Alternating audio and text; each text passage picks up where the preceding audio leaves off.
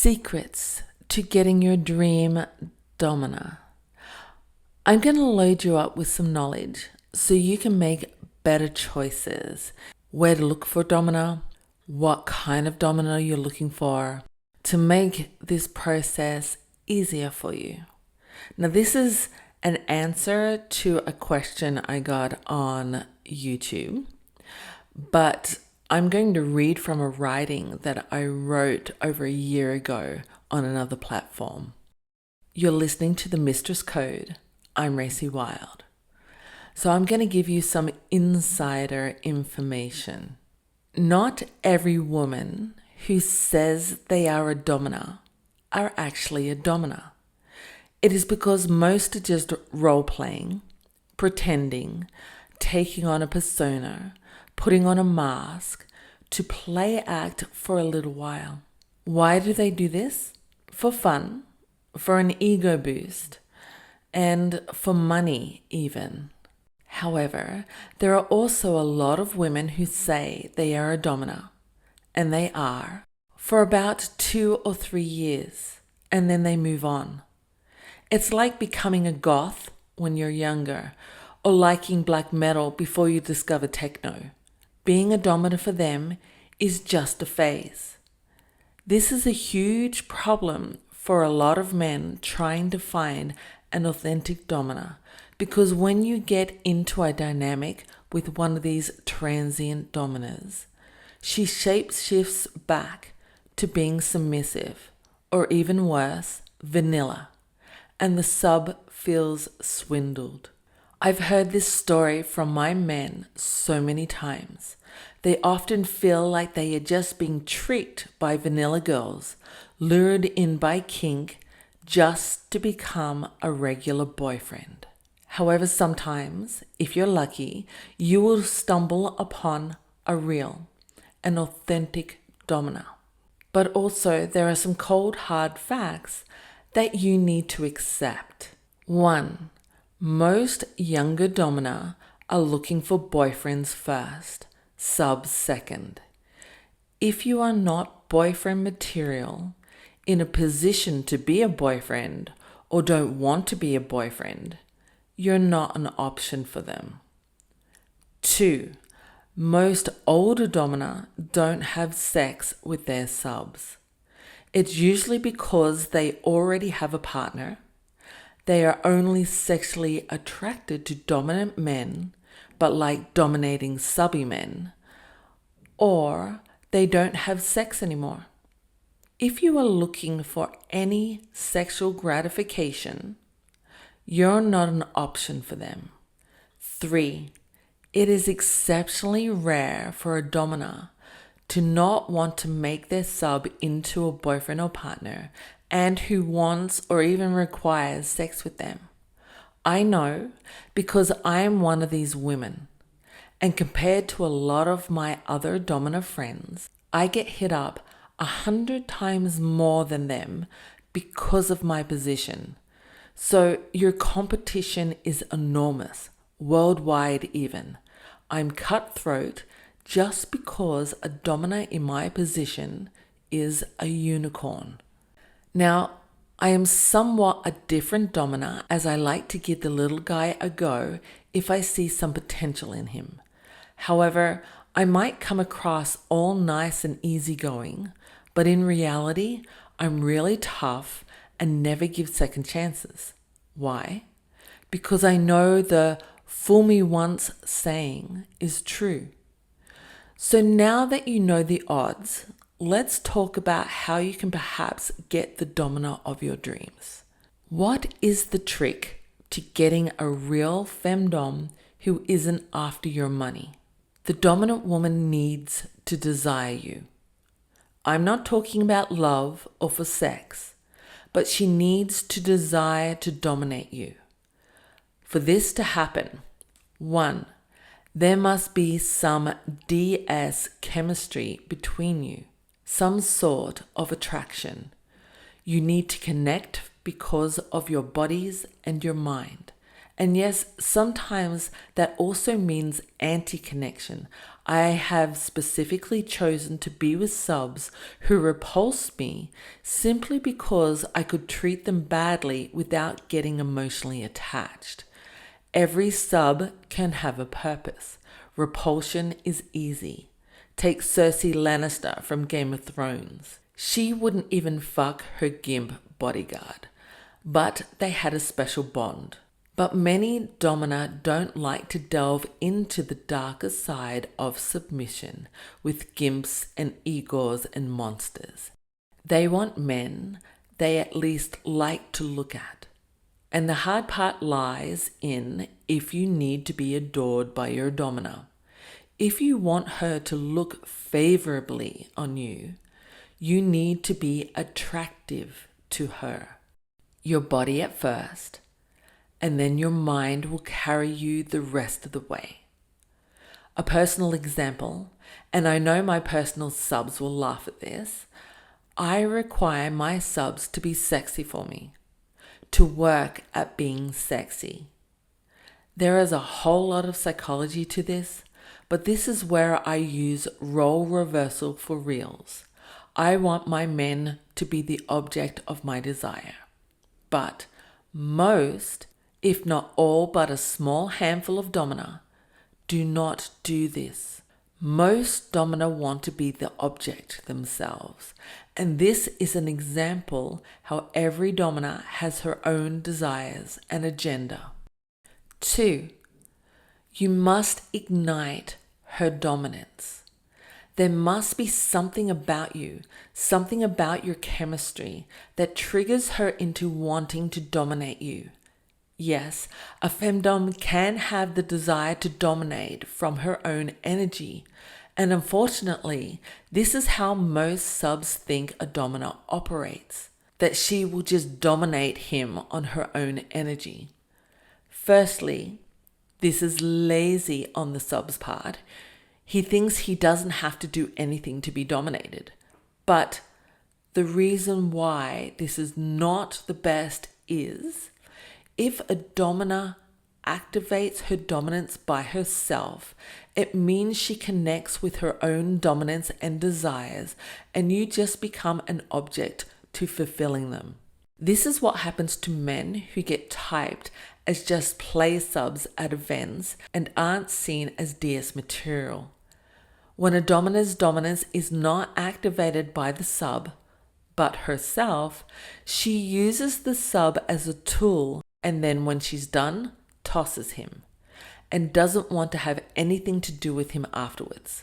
The sub is often left confused because he thought she liked him by playing, but now she's ignoring him. It is because her dominance was activated by herself, which means she never needed him in the first place. She could have played with any sub at the event, it didn't matter who, because she was riding on her own energy. This is what most, if not all, online pro-doms, OnlyFans content creators do. They might be dominating on their own energy, but they aren't doing DS. DS is a power exchange dynamic. It requires an exchange of energy for it to exist. So in order for you to attract a domina for a DS, so you are not just used and forgotten, you need to ignite her dominance. If she has to do it herself, you've lost the war.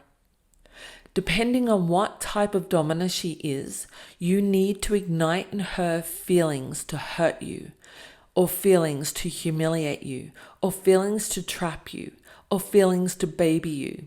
So you need to ignite her dominance, or at least show that you have the potential to do that. When you are the one igniting her dominance, then she needs you. No, this doesn't mean you are in control. Consider it like she's a tiger and suddenly sees a rabbit hopping in the field. She won't be able to leave it alone.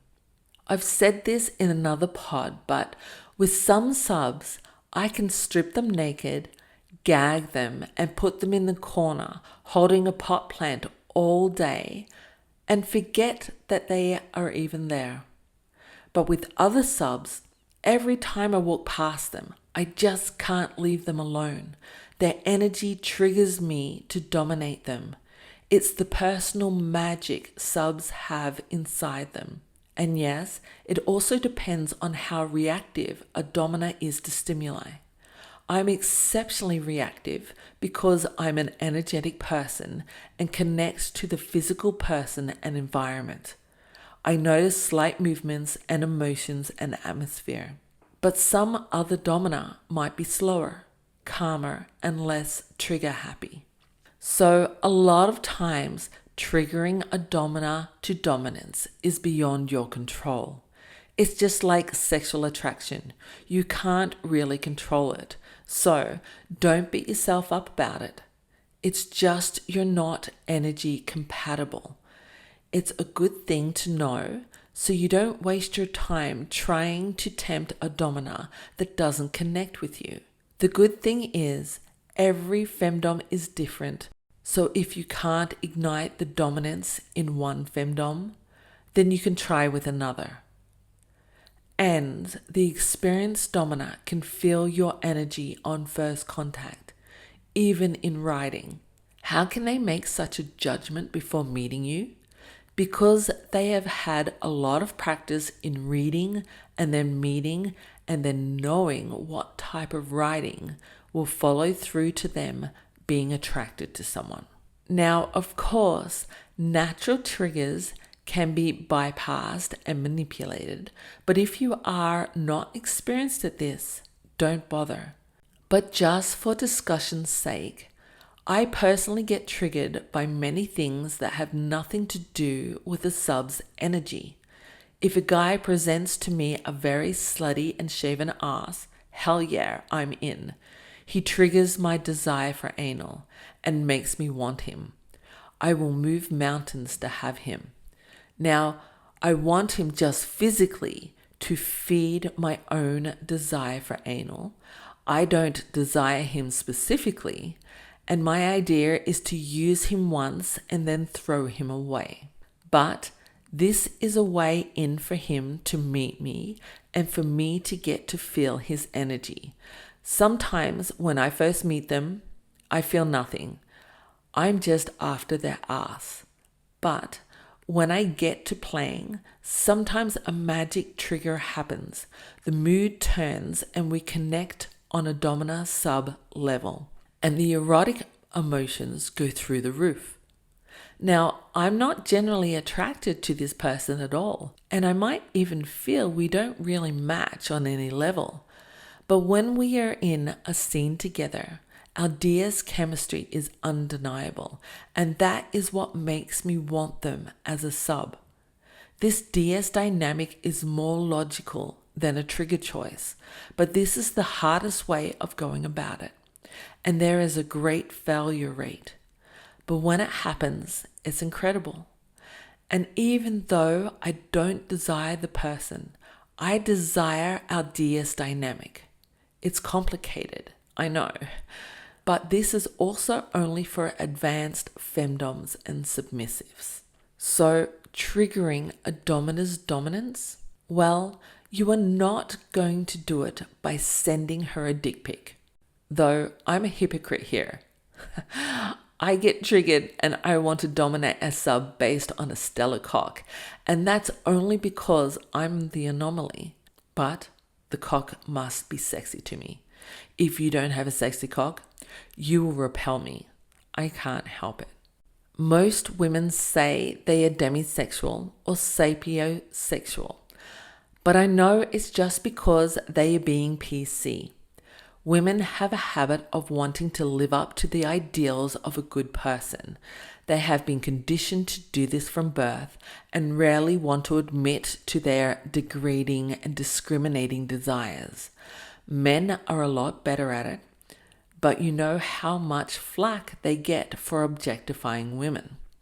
So, for example, I'm not into facial hair on men. It makes me think that they have a cat growing on their face. I don't mind a 3-day growth, but I don't like kissing it because it scratches me. Men with beards, I grab onto their hair and pull them around like it's a leash. So basically, any man that has a beard is a no for me. But in vanilla society, I'm not allowed to do this by the PC police. You are expected to only like the person inside, and you're a bad person if you don't. And this idea carries across into BDSM by the PCers. But you know what? Women secretly objectify men.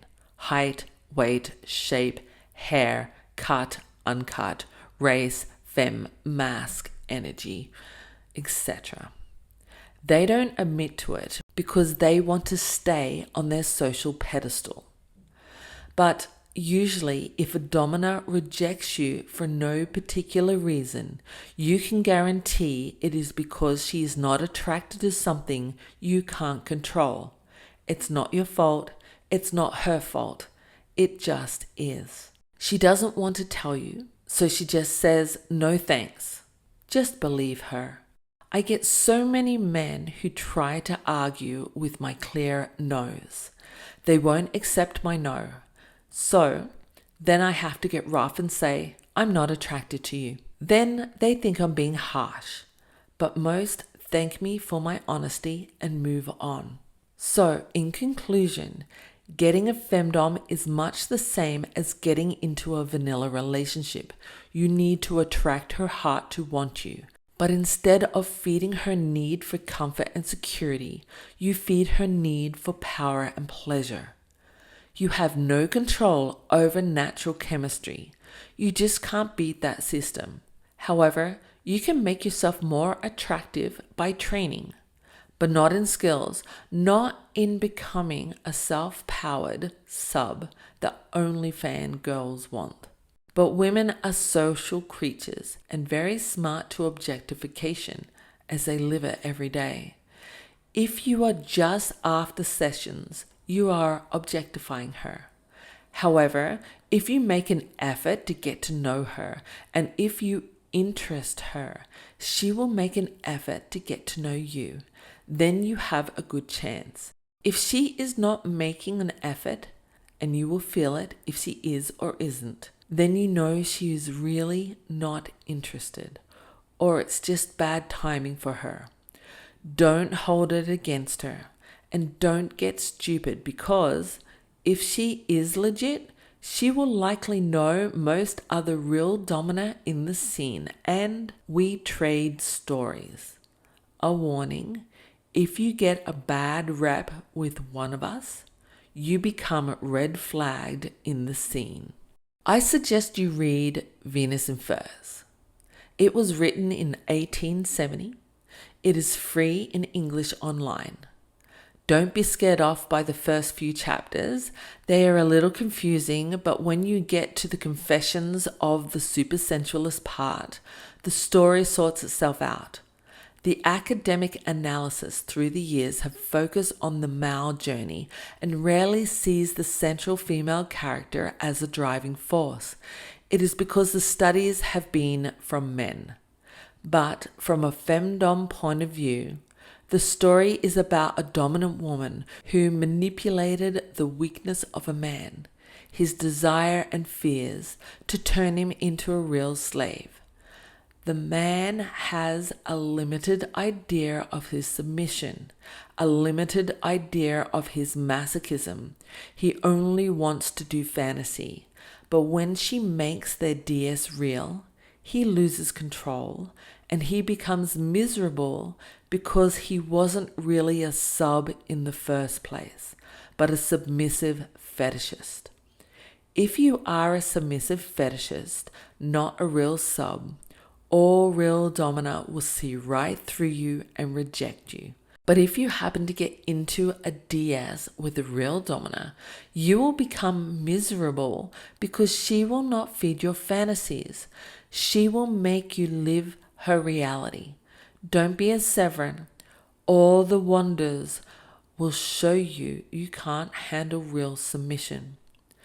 So, if you are looking for a real domina, make sure you are a real submissive.